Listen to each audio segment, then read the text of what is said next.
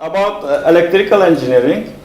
First is from China, Yun Liu. Yeah, please present your presentation.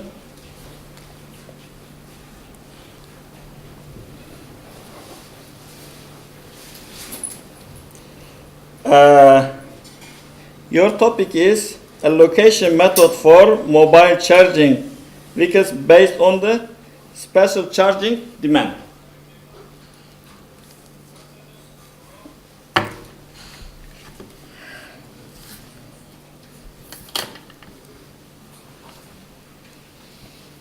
Okay, good afternoon, ladies and gentlemen. I'm Liu Yujun from Southeast University in China, and I'm glad to introduce our work about allocation method for mobile charging vehicles based on the spatial charging demand. Our work is mainly about three parts. The first part is a new charging mode. We call it mobile charging vehicles. And the second is about the forecast about the spatial charging demand. And the last, we will introduce you a location method for this vehicle. So why we want to do this research? As you know, the electric vehicles in Beijing and China is developing very fast.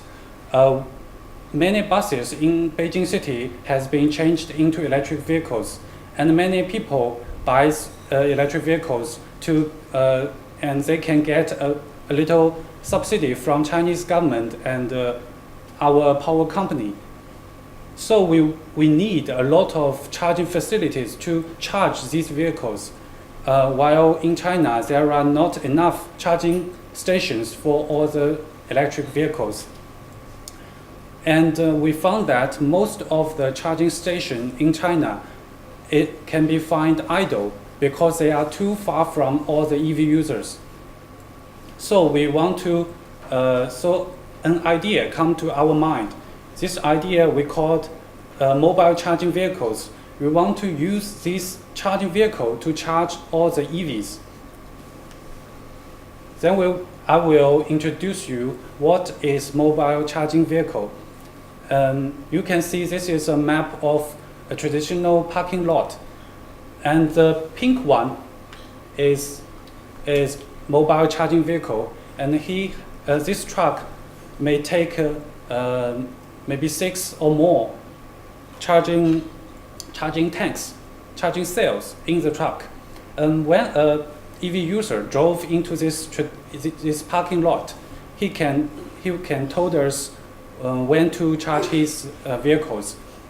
And the worker of the mobile charging vehicle will use a charging cell to charge his vehicles.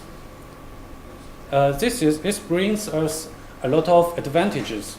The first of all is that mobile charging vehicles takes much less space compared with traditional charging station, and so we will save a lot of money for the Chinese government and our power company. They don't need to build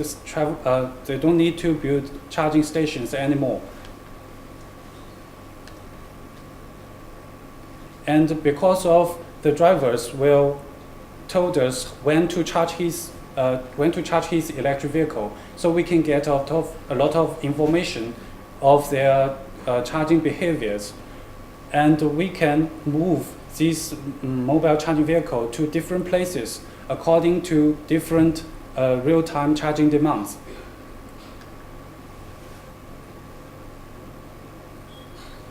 And we found that in different time, the spatial charging demand is different in the city.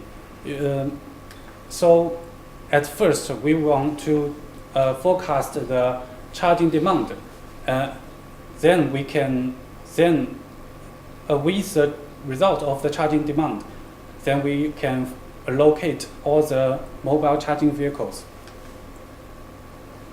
To forecast the spatial charging demand, we use a theory of travel chain. This travel chain shows us the travel behavior of a citizen from the morning to the evening.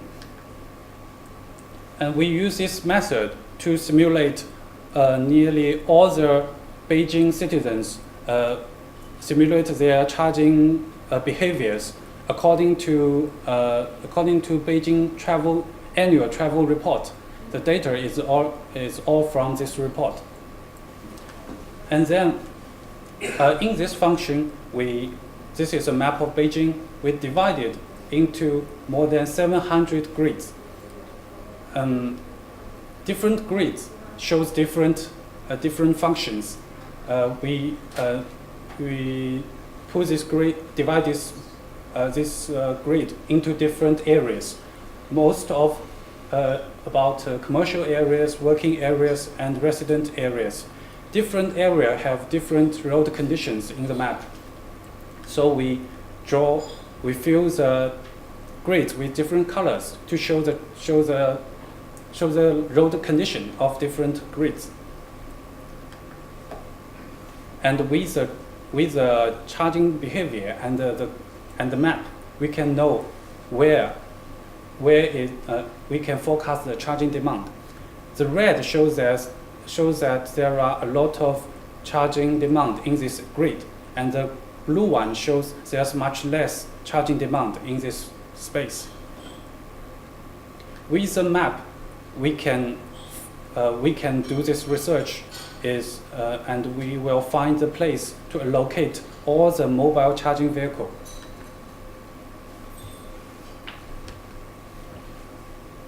Our object function is to find the smallest distance between the EV users and the charging vehicles, and we use a lot of constraint condition to simulate the situation in Beijing. Then you can find these stars in this map. This is a result to allocate all the mobile charging vehicles. As we see, in the time before 15 o'clock, we need more vehicles to cover the demand of different EV users. And after 15 o'clock, we need less vehicle to cover the needs of all the EV users. With this research, we can use mobile charging vehicles to fulfill nearly 80% of all the EV users to charge their electric vehicles. Okay, thank you very much. Thank you for your presentation. Have you any question, please? So I want to ask a question. Yes. One question. Yes. Have you any application for this study? We haven't put this into a demonstration. We only research it in theory. Okay, thank you.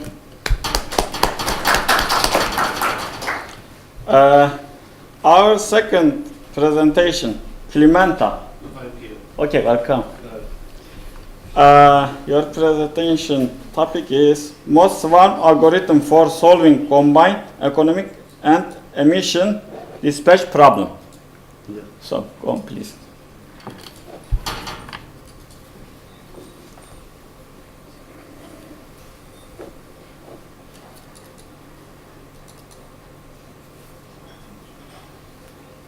Just to try this equipment. Okay, it's no problem. Okay. I hope it is not long presentation. Presentation is long, It is crowded. but I will try to be short. Okay, please. Briefly to present Okay. our common work. Okay. I'm Dardan Clementa, and I'm coming from Serbia, and I'm with the University of Pristina in Kosovska Mitrovica, exactly, Faculty of Technical Sciences. And I will present now this paper. What was our main task? To do minimization of the fuel costs and emission of in thermal power plants. Also,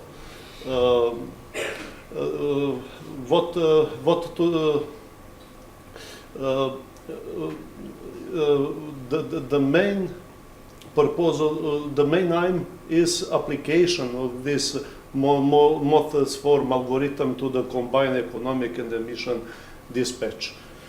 And what we solved: minimization of fuel cost, minimization of emission, and third problem which we solved also was minimization of fuel cost and emission at the same time. Optimal distribution of generators output was determined.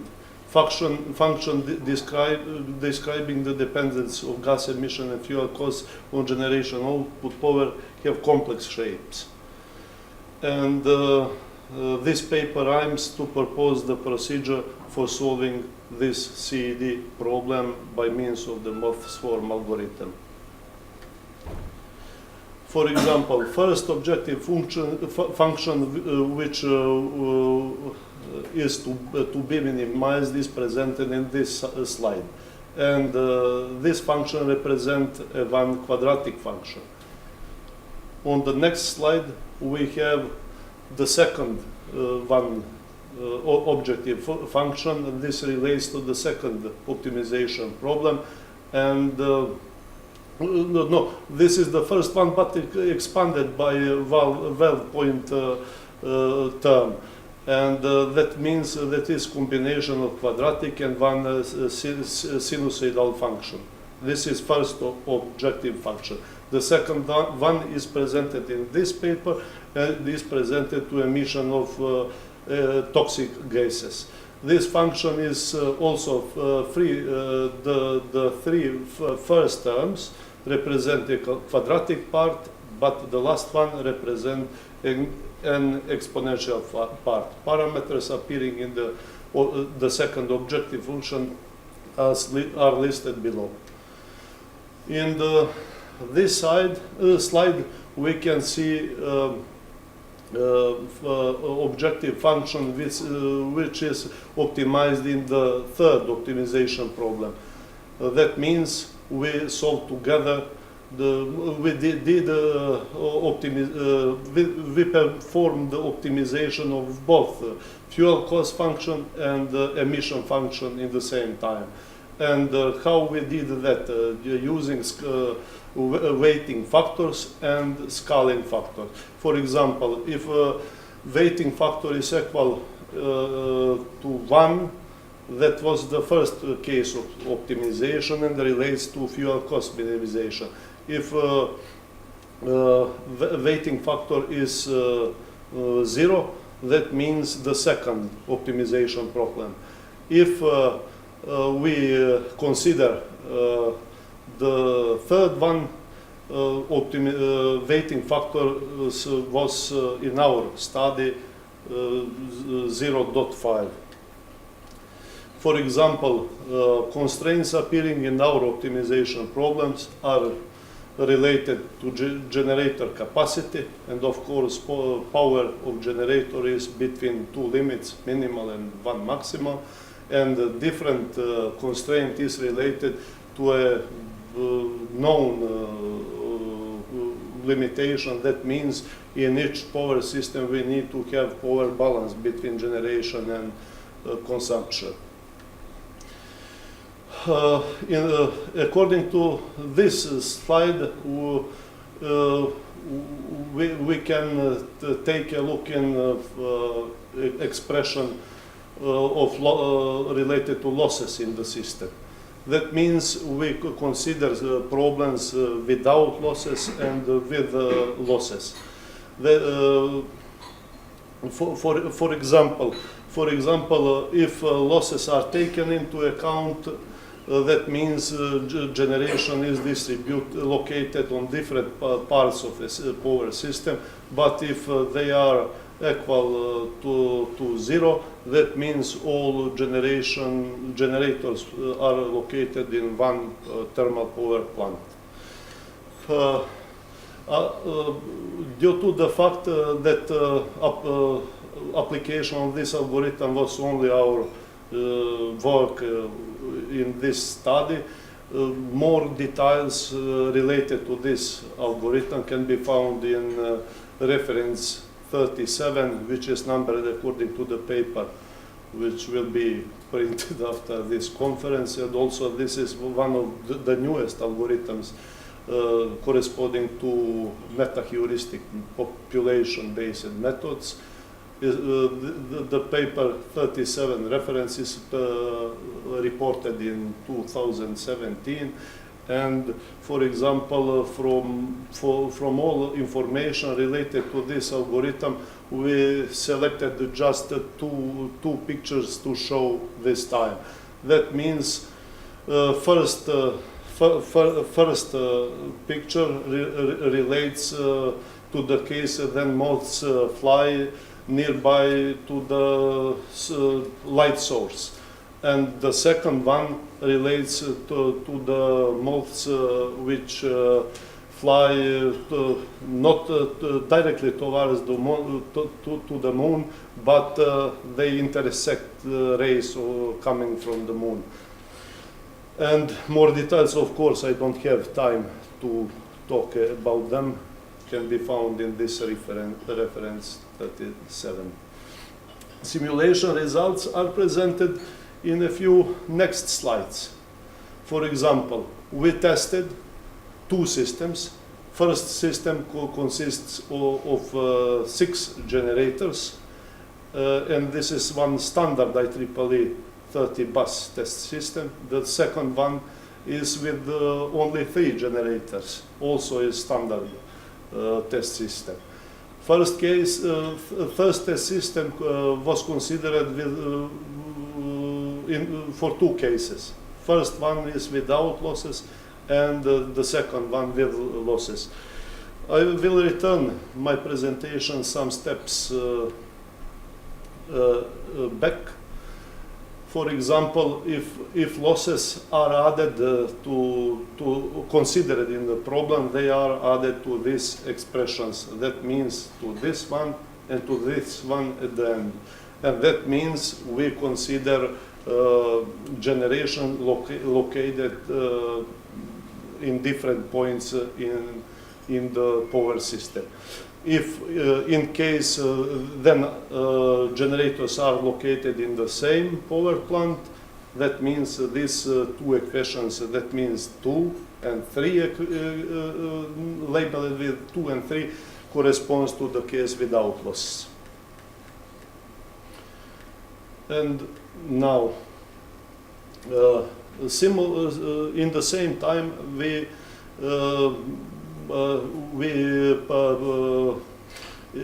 compared our results with some different meta-heuristic algorithms. That means with the Firefly algorithm and hybrid particles form optimization gravitational surge algorithm.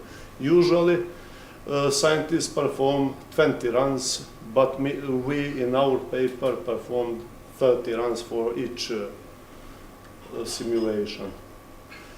In this first table, table 2,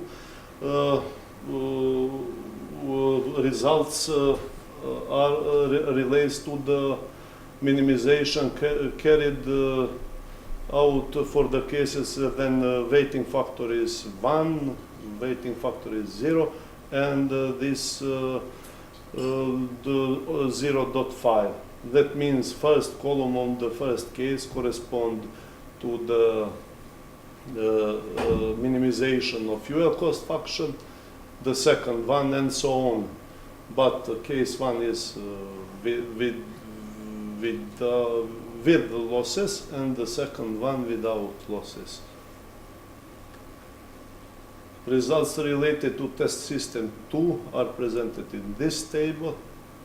Also the best solutions. According to table 3, the minimum values of the fuel cost and emission are the same for all the 3 algorithms which are tested in this study. by comparing the standard deviations obtained for all the three algorithms. The standard deviations related to applications of the mod swarm algorithm are by far the lowest. Table 4 shows the best solutions for the power output, fuel cost and emission of the test system 2 obtained by means of the MSA for the cases, of course, for all the three cases. This table has also the second part. Somewhat. Yeah. Related to the case 2. Also, you can see our algorithm which is applied here is compared also to other references, but due to the lack of space we cannot give more information on them. Simulation results from the table 5 give from them we can see the following. The MSA and the FFA provide better values than the minimum for the minimum fuel costs compared to the listed references. Also, these two algorithms gave the same or very close results obtained by algorithms reported in 18 and 35 references, also which are listed in our paper. And also minimum value of nitrogen oxides emission calculated by the two algorithms is the same or better than associated results reported in the listed references. Simulation results presented in the next following three slides represent comparative profiles of algorithms used in this study.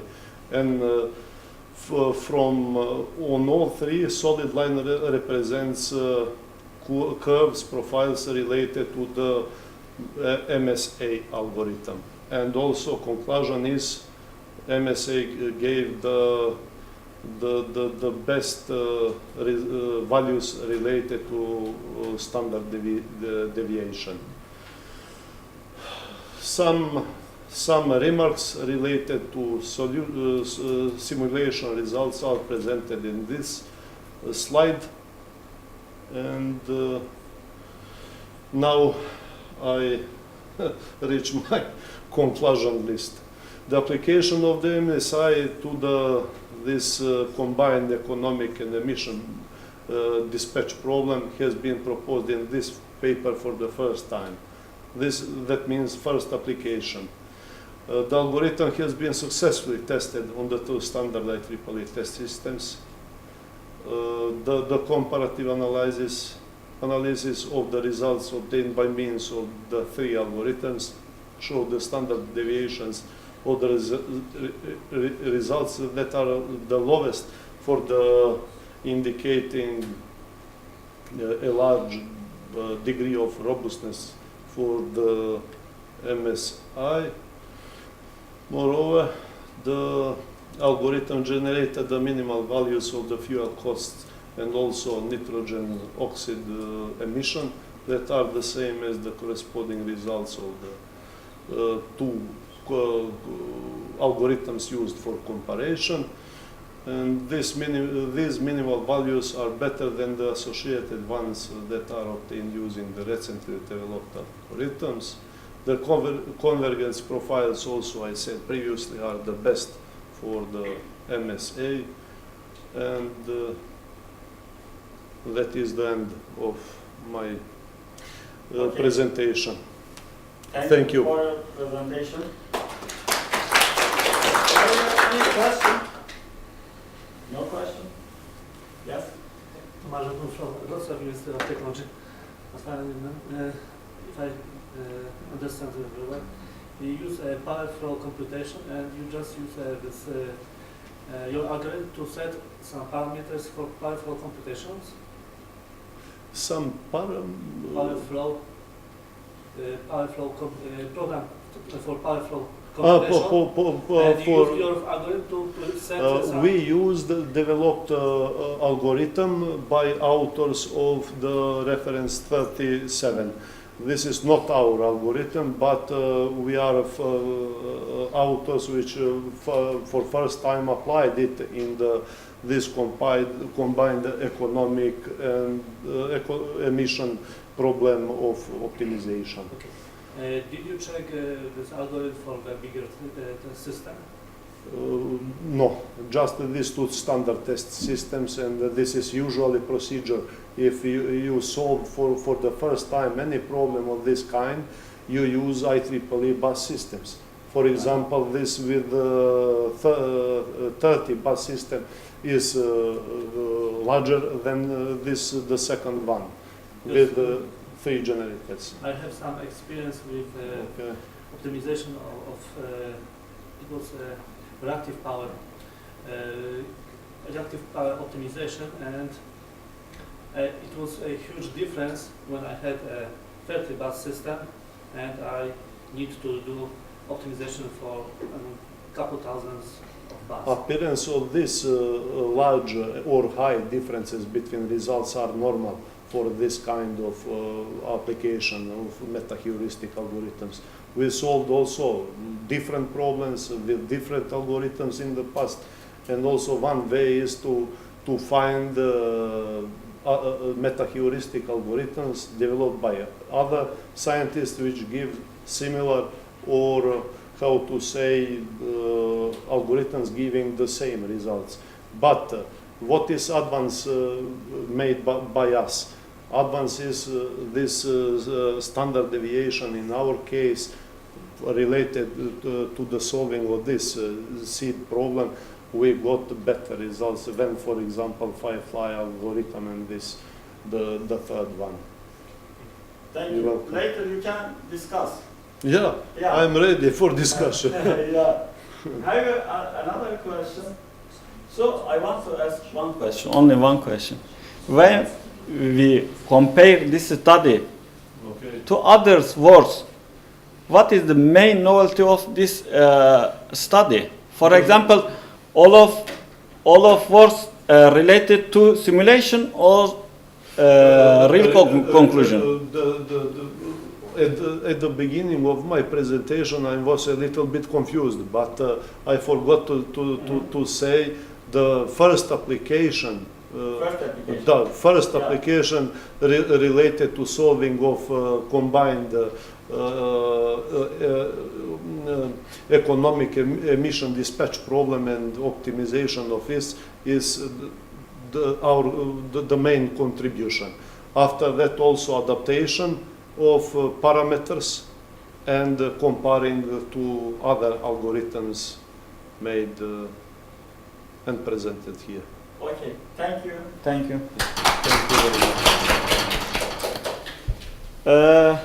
Our third presentation from Czech Republic. I think only Czechia. Roman Hirbak.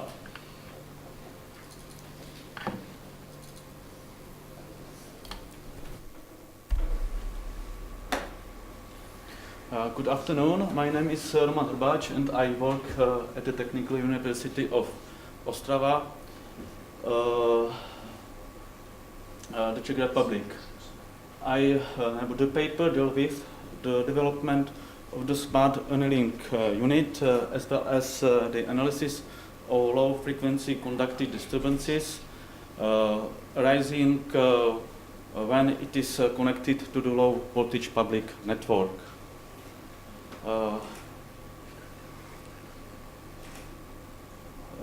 I would like to give you a brief outline of what our team has been working up on. The main task of the annealing unit is to control annealing process, which is a kind of thermal processing of metals carried out in order to improve some properties of materials, especially steel. Annealing improves surface hardness and its machinability. It also decreases internal strain. For several years, our department has been cooperating with the company Svar Service Limited on the development of annealing units. During this time, they have undergone several innovations. The first innovation of the annealing unit was replacing the simple control which uses electromechanical contactors, a more complex control using power thyristors. This figure shows a photograph of the first innovation of the annealing unit. The upper part of the picture shows control electronics and below them then there are thyristors. The next innovation included a requirement for the entire modernization of the unit by means of intelligent control. This involved complete replacement of control electronics with a programmable logic controller and control unit for each annealing section. This innovation also meant another modification of the power unit parts, and the thyristor previously used were replaced with the solid-state relays. Figure 2 shows a block diagram of the modernized annealing unit. The annealing unit consists of following main blocks, such as industrial computer. This is here, and programmable logic controller and its parts, and microcontroller control units for 6 sections. The control unit can regulate the heating power by continuously changing the current. They create a suitable algorithm for switching the power semiconductor elements, and the algorithm changes on the basis of the current values measured by the control units, as well as control commands from a superior programmable logic controller. To switch it algorithm I used. The first is phase control algorithm, and the second is full wave control algorithm. The prioritized algorithm is full wave algorithm, provided that the maximum load current does not exceed 200 amperes. This corresponds the load current of 65 amperes in the time of 8.7 milliseconds at the last zero voltage crossing. Figure 3 shows startup procedure of the annealing unit. As you can see, the value of the current pulse tested during the time of 8.7 milliseconds reached 65 amperes. Therefore, the control unit uses a phase control algorithm for switching the power semiconductor elements.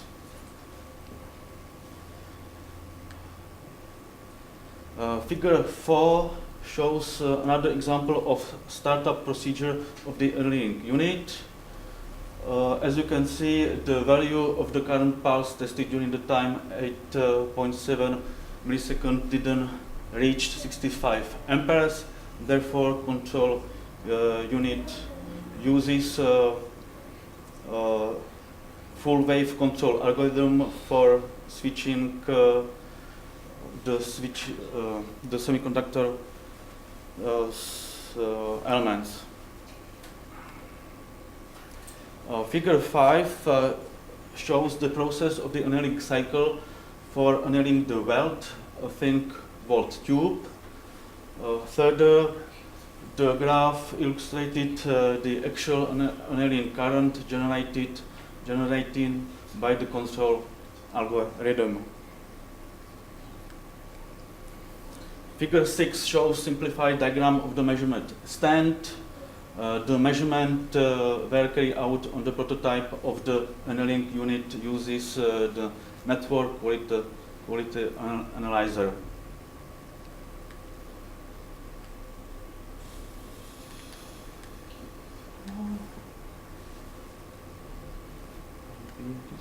Yes, I'm sorry. Figure 5 shows total harmonic distortion of the low voltage network measured during the phase control of the annealing unit. The required value of the current was 30 amperes. The total harmonic distortion of voltage was 2.34%, and total distortion harmonic of current was 33.77%. Figure 8 shows total harmonic distortion the low voltage network measured during the full wave control. The total distortion harmonic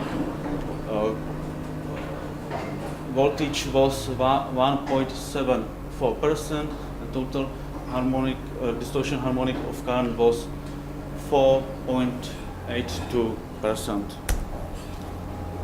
Figure 9 and 10 show phase voltages and phase current for both control,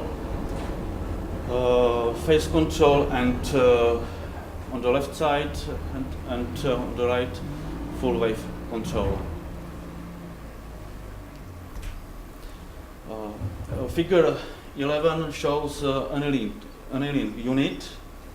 Upper part of the picture shows control electronics, and the lower part shows protection of the annealing unit.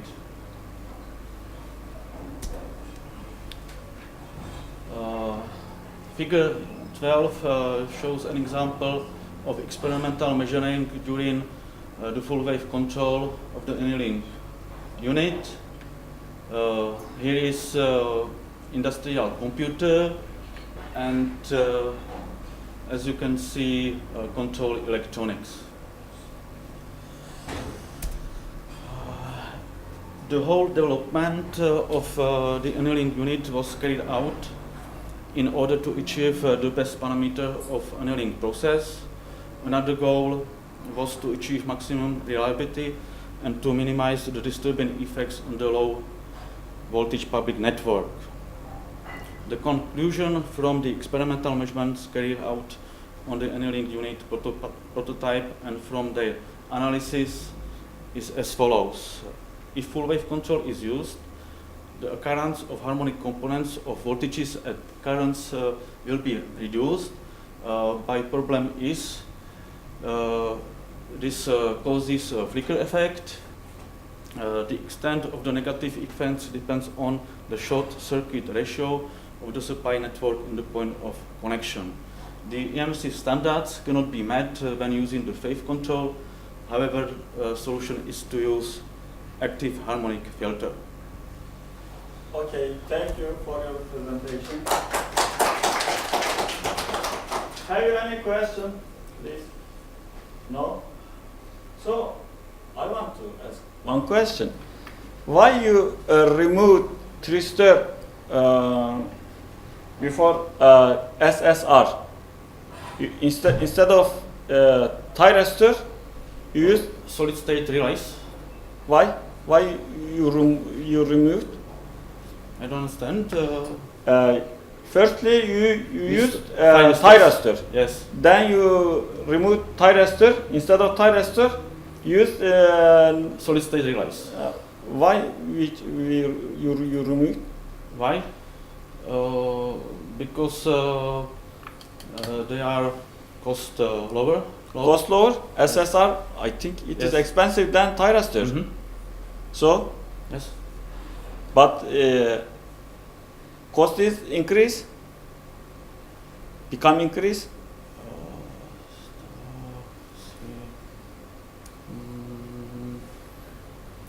Of firesters of solid state relays. Maybe decrease the your power is high.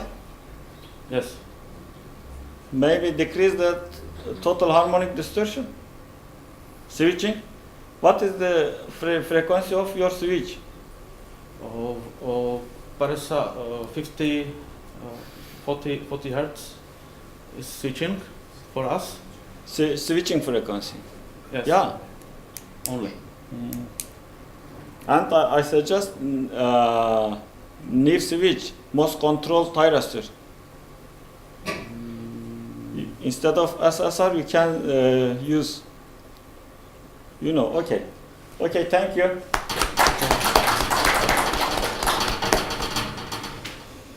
Now, our presenter, Hamza Farura from Algeria. Okay, please.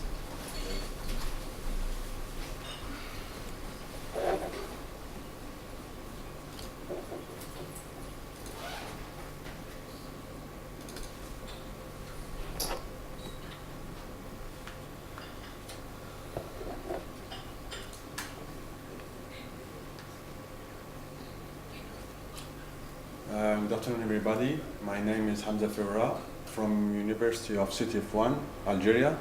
I'm glad to present to you my work, which entitled Finite Set Model Predictive Direct Power Control of a Grid-Connected Current Source Inverter. My presentation will have displaying first introduction, then description of the current source inverter, topology and model, and then the global system configuration, which contains two parts, sliding mode observer and model predictive control MPC.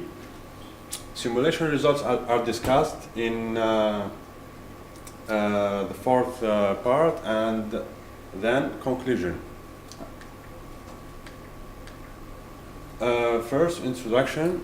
Renewable energy resources are clean, free, and abundant in the nature. These power sources are heavily dependent on power electronics for control and conversion. All of you know the voltage source inverter, but in the recent years, current source inverters are direct competitors of voltage source inverters due to many features they offer.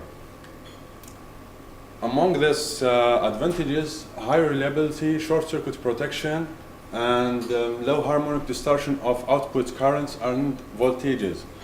And the most important advantage of current source inverter is the ability of boosting output voltages. Despite these advantages, CSAs have some drawbacks, especially the complexity of the control schemes.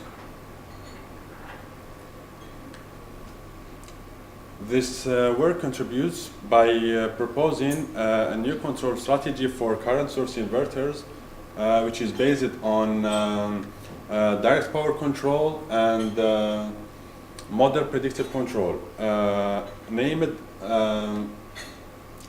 Finite Set Model Predictive Direct Power Control. A current source inverter is composed of a current source which is in reality doesn't exist. We can replace this current source by in the laboratory by a DC source and an inductor. It contains six unidirectional switches, an IGBT in series with a diode, and the output capacitor filter, and the load, of course.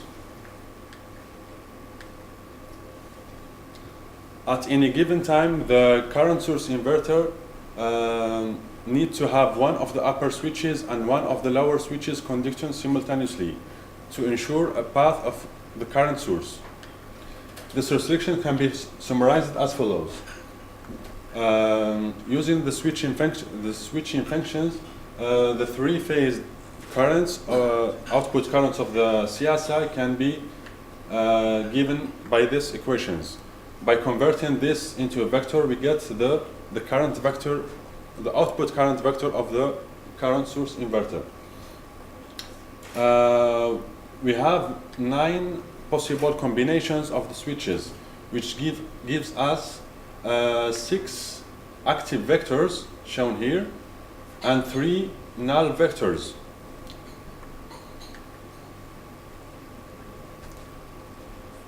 This is our control scheme, the global control scheme. First, we measure the grid voltages and currents. These measurements are then transformed into vectors.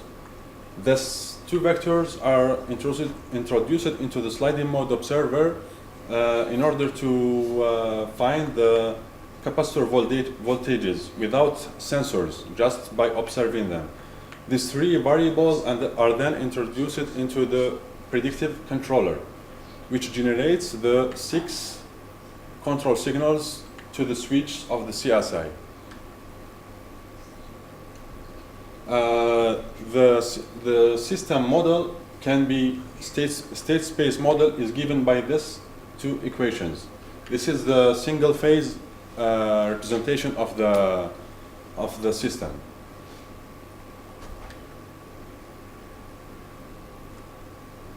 Usually in observers, the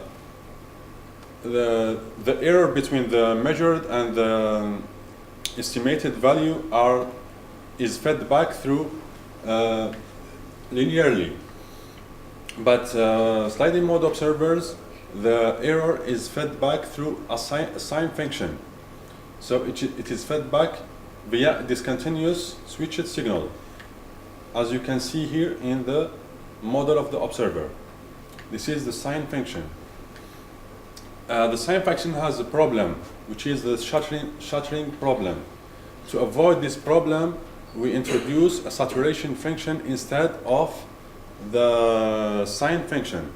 The saturation function is given by this equation. And you can see here, it is you can see the difference between the sine function and the saturation function. Predictive control uses this, the system model in order to generate the optimal control signals. The main idea of MPC is the determination of the required signals in advance. And it has a lot of advantages, especially in power converters. One type of model predictive control is finite set model predictive control. In this type of predictive control, the system model is derived and predicted in the next sampling period. And then by using a cost function, the cost function is used to generate the optimal control signals.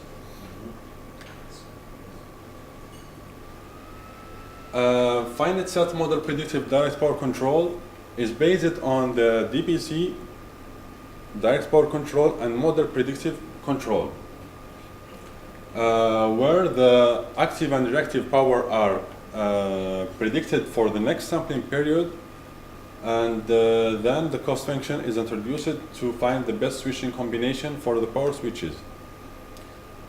A prediction model. The active and reactive power can be written in function of the grid currents and voltages in the synchronously rotating frame alpha beta as follows. And it can be written the prediction of the powers in the next sampling period by only changing here in the instant k and here in the instant k plus 1. So to predict the powers, the active and reactive power, we only need to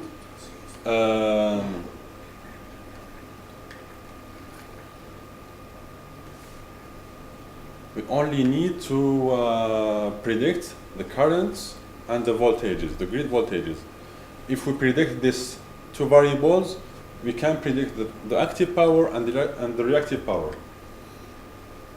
For the prediction, we use this approximation, such as for a variable x, the derivative of x in time can be written as follows, where Ts is the sampling period. The application of this approximation into the state space model of the CSI gives the prediction of the current. And on the other hand, the grid voltages can be easily predicted by shifting only the grid voltage by theta.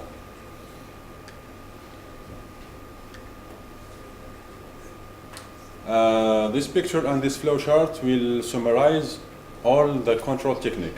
First, the measurement of the grid voltage and current and calculation of the active and reactive power. Then the cost function is set to a higher value, very high value. And then for the 9 possible combinations, these 3 instructions are performed. Prediction of the currents and voltages, calculation of the predicted power, active power and reactive power, and calculation of the cost function. These instructions are performed 9 times for each vector. And then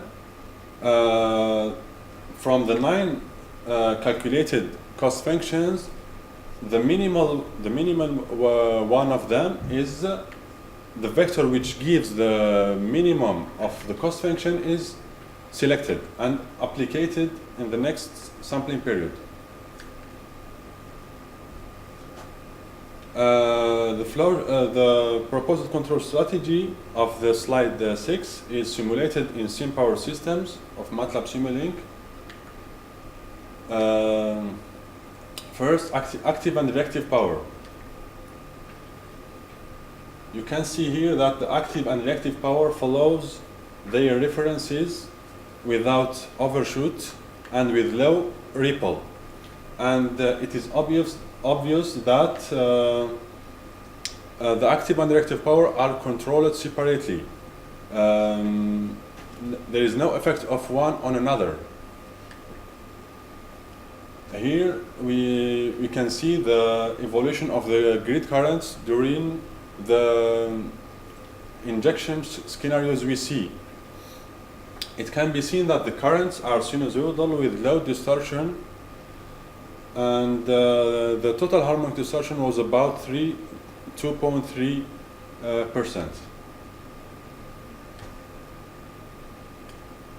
This figure shows the grid current and the voltage of phase grid current and voltage of phase A. We have made 3 zooms for this figure. First, we can see here that the current and the voltage are in phase because of the injection only of active power. In the second zoom, we can see here the lag of phase because the inverter injects both active and reactive power. In the third zoom, we have the current is lagged by half P to the voltage, as you can see here, because the inverter only delivers reactive power. This figure shows the effectiveness of the sliding mode observer. You can see that the measured and the estimated voltages are superposed.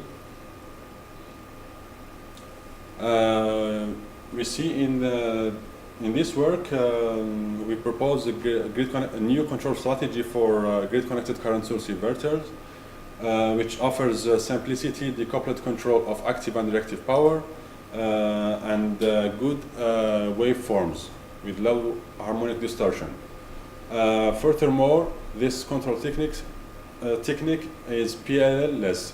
It doesn't need a phase-locked loop.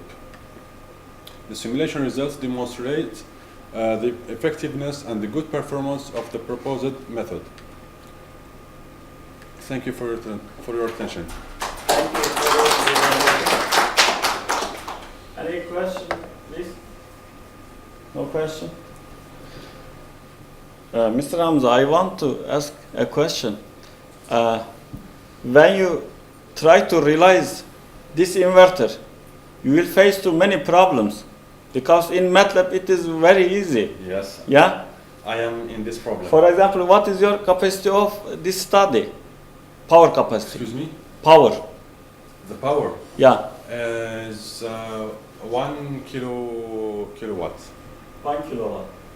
1000 watt. 1 kilowatt. Yes, Yeah, 1 I kilowatt. agree with you. There is a lot of.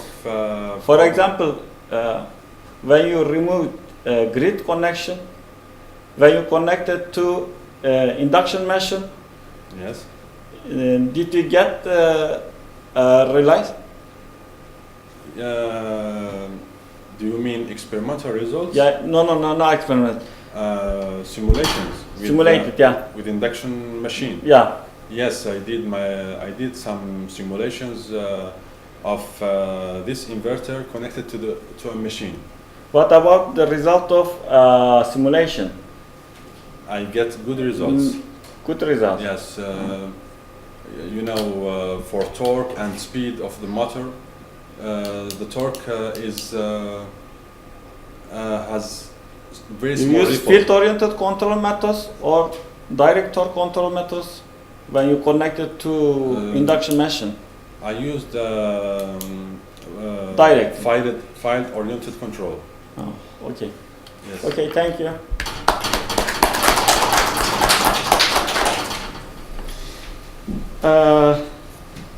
Now, our presentation from Poland.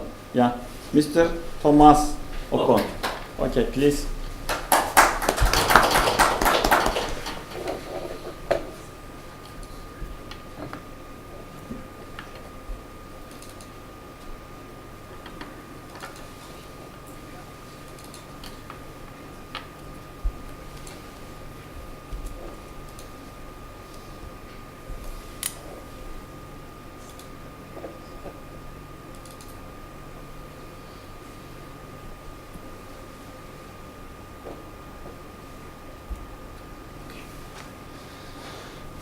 Good afternoon. I'm from Poland, from Wrocław University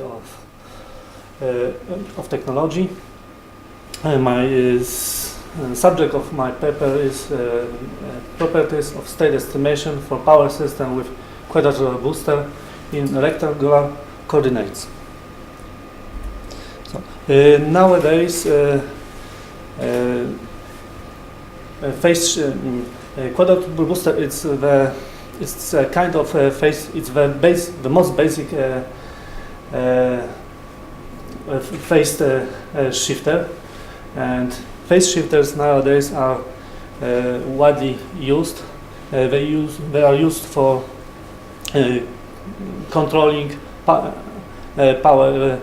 flows.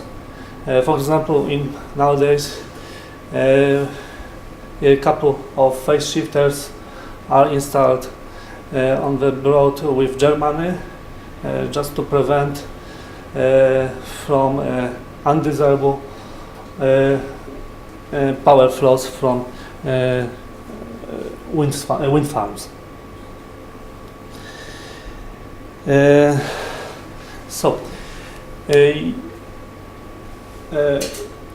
It is a need to somehow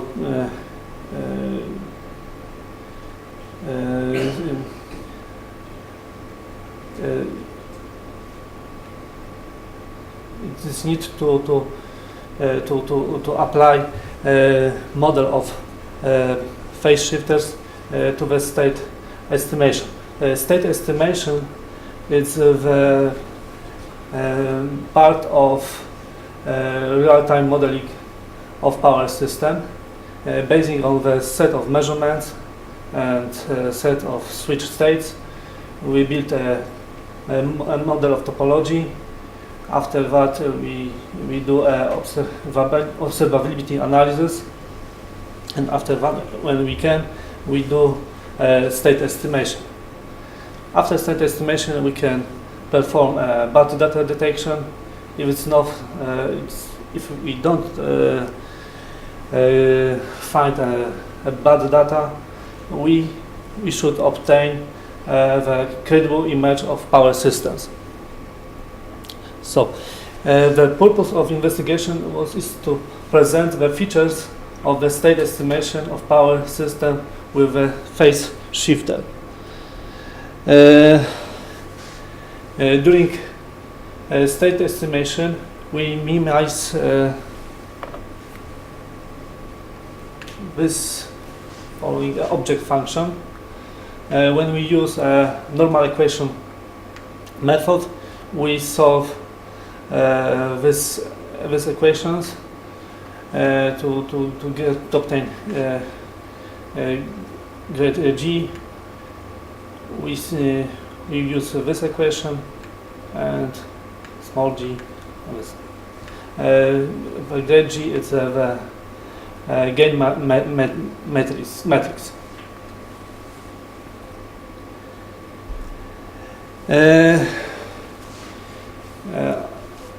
Calculation in state estimation or in power flow computation we can perform in the polar or rectangular coordinate system. In our investigation presented in this paper, we used a rectangular coordinate system.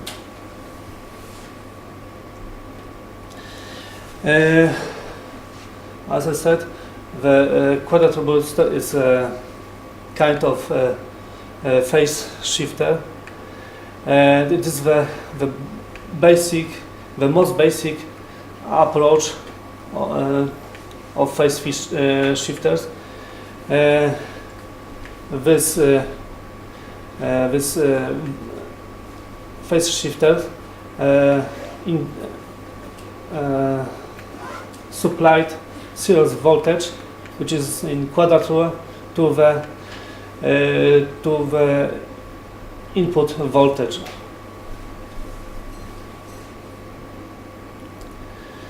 So in this paper we present a new model of a phase shifter. This model can be easily adapted to different kind of phase shifters. For example, symmetrical phase shifters. But when we want to model this phase shifter as a quadrature booster, we need to add this kind of constraints. It's for here we have for rectangular coordinate system and here for polar coordinate system. Also we have this equations for which we need to introduce to state estimator. This model is very similar to the UPFC. The main difference is that in the UPFC here we had active power from this converters and from this source, and active power from this source. Some of this active power had to be zero. When we treat this model as a phase shifter, we have here complex powers.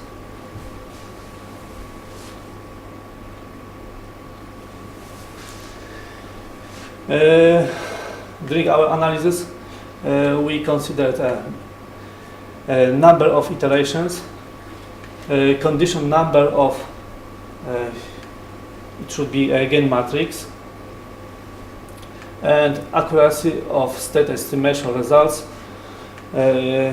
which was defined as a JA divided by JM, where in JM here we have ZI, here we have measurement value, here we have real values from power flows computation, and here we have estimated value and real values. this kind of analysis we can do only for when we do some kind of a calculation. We know when we know the real value. In real life, we don't know this Z R it's from. But in our investigation, we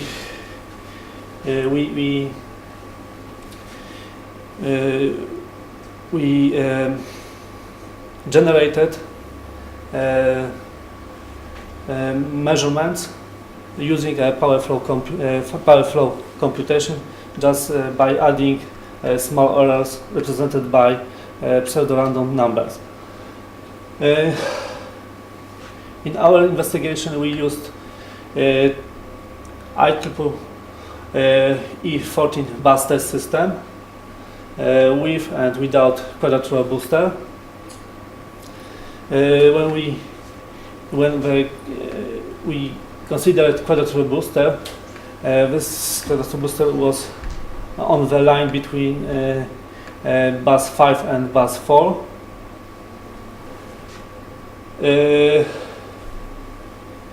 We considered different series values, values of series voltage from 0.01 to 0.2.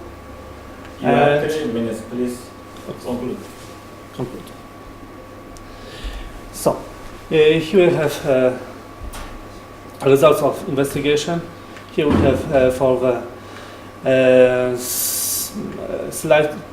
lightly stressed system, and here for a higher loaded system. As we can see, when we have a power system with quadrature booster, we need more. Usually, we need more iterations in both cases.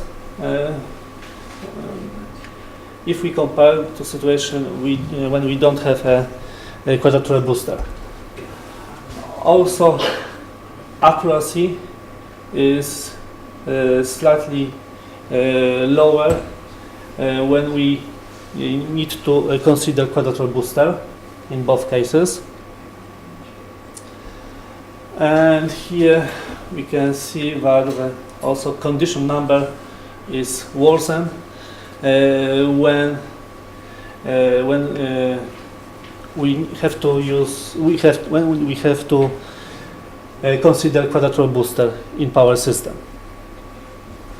So, the conclusion is that data redundancy level is lower for power system with quadrature booster, because we need to introduce a new element in power system, and this reduced redundancy level for the power system with a quadrature booster leads to deterioration of accuracy of state estimation, increasing of number of iteration, and increasing of condition number of the gain matrix.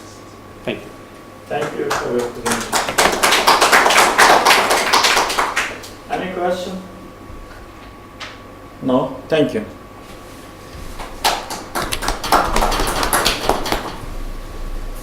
And our last presentation, Yudi Qiao from China. Okay.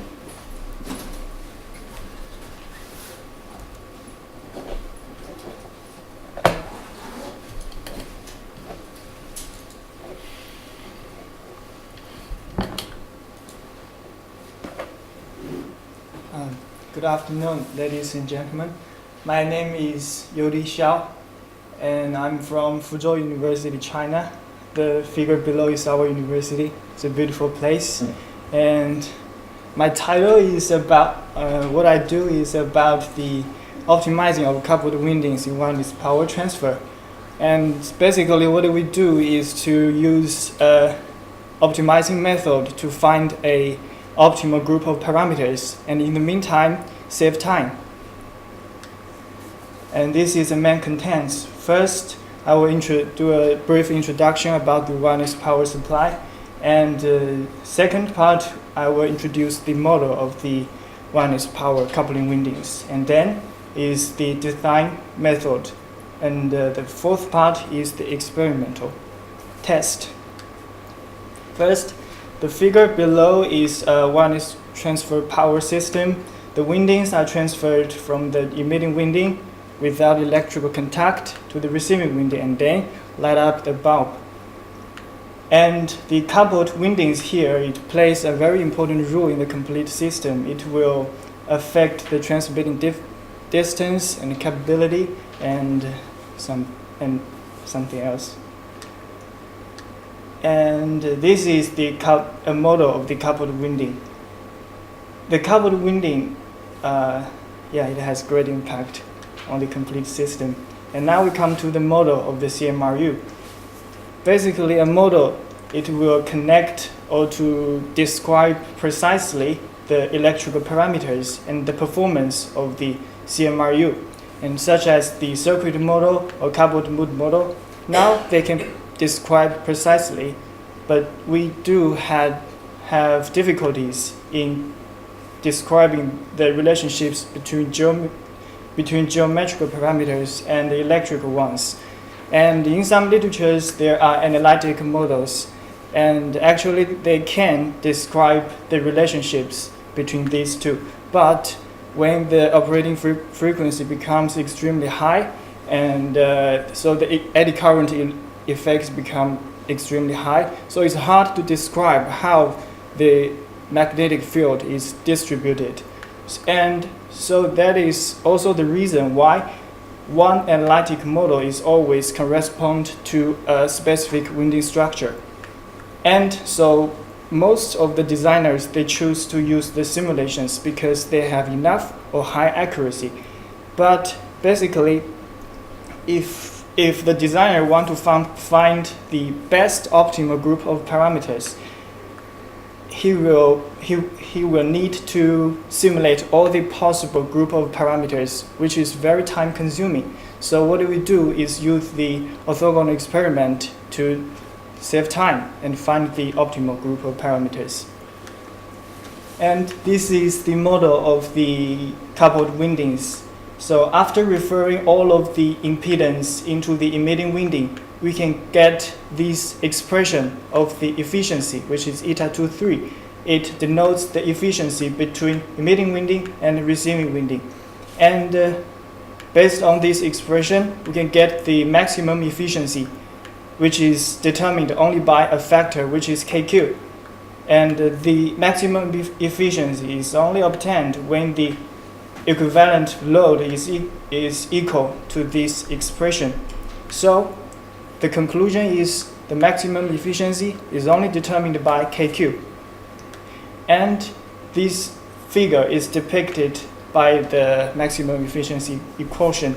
As we can see, KQ should be designed on the right side of point A if there is no limitations in the design of the winding size.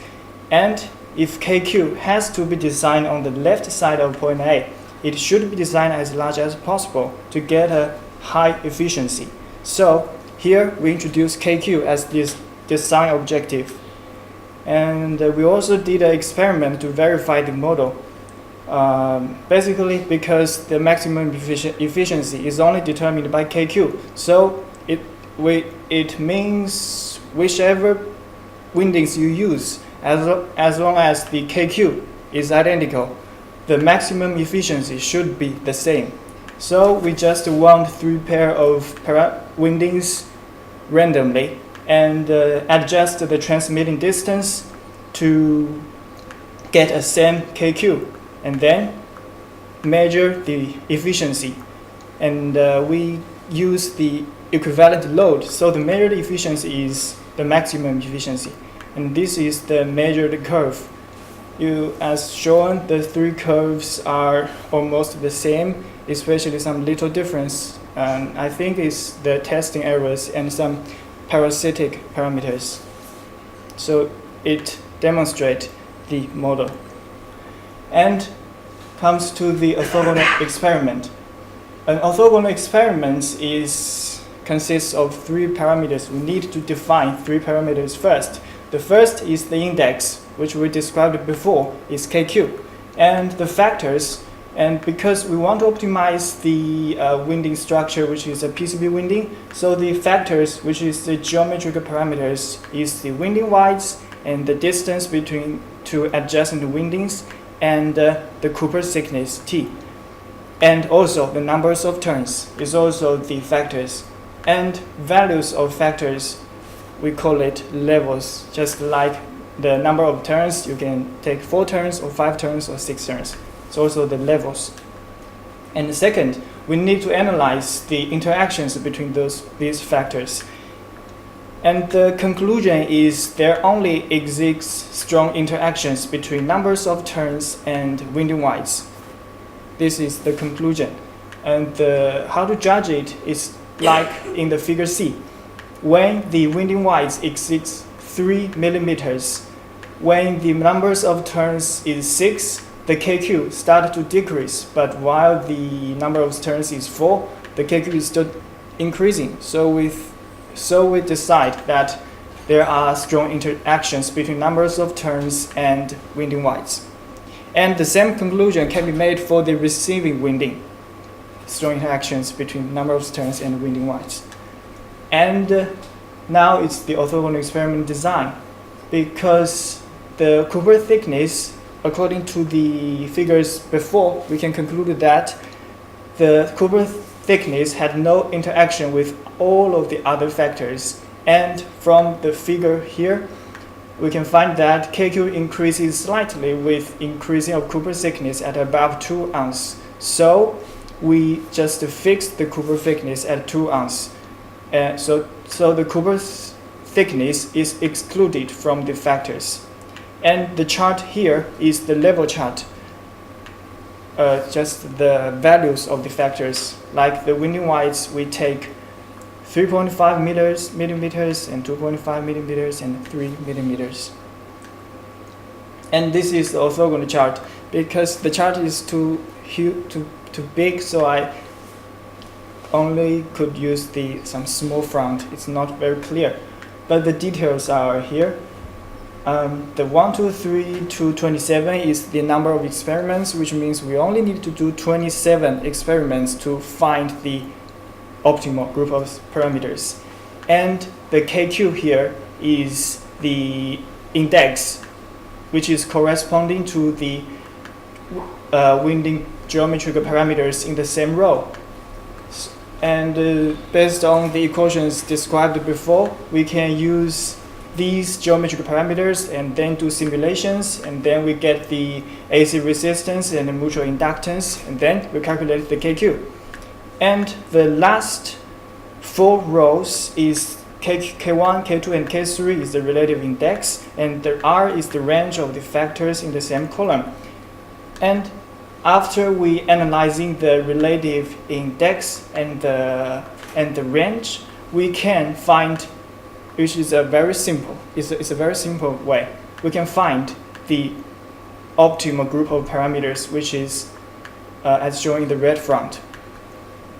So let's come to the experimental test. So in order to compare the orthogonal experiment and another commonly used optimizing way, which is the single factor analysis method, it's very simple to implement it. So we use this method to optimizing the same winding, which this is the results optimized by single factor analysis method. And we also made 2 windings, one optimized by single factor analysis, and another one optimized by orthogonal experiments, which is the method we propose. We used, it's not proposed by us, we used.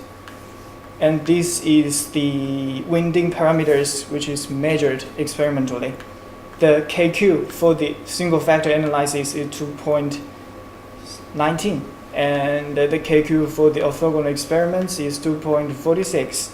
So KQ is increased by 12%, and the corresponding maximum efficiency is increased about 4%. And here comes the conclusions. First, KQ is introduced as design objective of CMRU to make the efficiency as high as possible. And in order to improve the efficiency, KQ must be optimized as large as possible. And the design method with orthogonal experiment and FEM simulations is proposed to optimize the coupled windings, especially the air-core PCB winding, characterized with much more fringing magnetic field. Because the air-core PCB winding, you just can't decide how the magnetic field distribute. So it's hard to use the analytic model. So we should use the FEM simulation. And third, there only exists strong interactions between winding turns numbers and the trace widths, resulting in small number of experiments. When we use orthogonal experiments, the total number of experiments is 27, but the single factor analysis, the total number of experiments is over 40, and get a less optimal results. And number 4, the proposed method not only optimize the PCB wind to get high KQ, but also reduce the numbers of experiments greatly. Thank you for listening. Any question? No? So thanks for your great support for this season. I think it is good presentation. Thank you. Okay. Thank you. You can go.